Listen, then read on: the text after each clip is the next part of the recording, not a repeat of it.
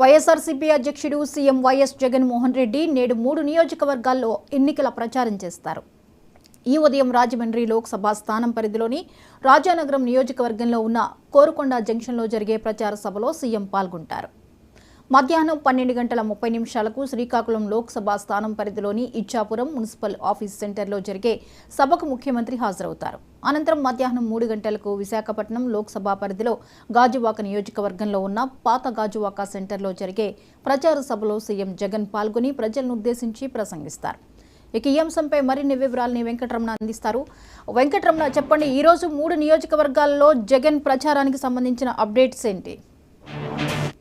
జ్యోతి, AP అధినేత CM అధినేత జగన్మోహన్ రెడ్డి నేడు 3 నియోజకవర్గాల్లో పర్యటించనున్నారు. పార్టీ అభ్యర్థులను మద్దతుగా ప్రచారాన్ని అయితే నిర్వహిస్తున్నారు. ఎన్నికల ప్రచారానికైతే గడువు ఇంకా 4 రోజులు మాత్రమే ఉండడంతో ప్రచారాన్ని అయితే వేగవంతం చేశారని చెప్పొచ్చు. జ్యోతి, నియోజకవర్గాల్లో పర్యటిస్తున్న తాను చేసిన సంక్షేమ పథకాలు ప్రజలకు వివరిస్తూ విపక్షాలు ఓటింగ్ ఎందుకు వేయకూడదని కూడా ప్రజలకైతే ఉద్దేశించి ఆయన చెప్తున్న పరిస్థితులు అయితే కనిపిస్తున్నాయి.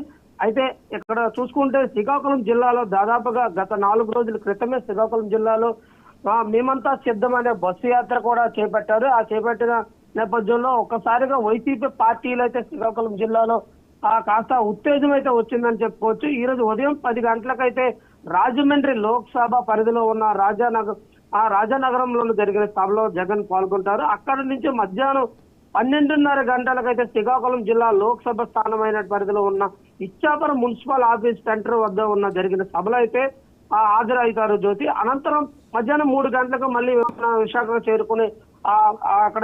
చేరుకునే పరిస్థితి అయితే కనిపిస్తున్నాయి.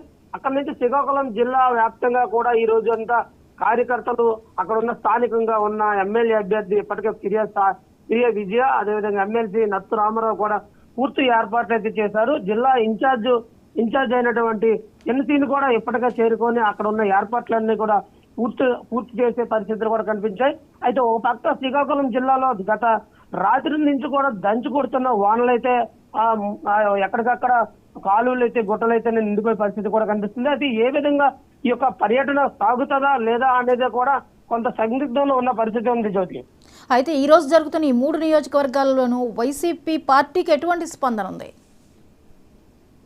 జ్యోతి, ఇచ్చాపురంలో గతంలో ఇప్పుడు ప్రస్తుతానికి వైసీపీ అభ్యర్థి పిరియా విజయ భర్త అయినట్టు పిరియా సాయిరాజు గతంలో పోటీ చేసి అక్కడున్న ఇప్పుడు ప్రస్తుత ఎమ్మెల్యే బెందాల అశోక్ చేతిలో ఓటమి పాలయ్యారు. అయితే అశోక్ చేతిలో ఇప్పుడు అశోక్ గత దాదాపుగా 2 పర్యాలుగా ఇచ్చాపురంలో టీడీపీ నుంచి గెలుచుకొస్తున్న పరిస్థితులు అయితే ఉన్నాయి.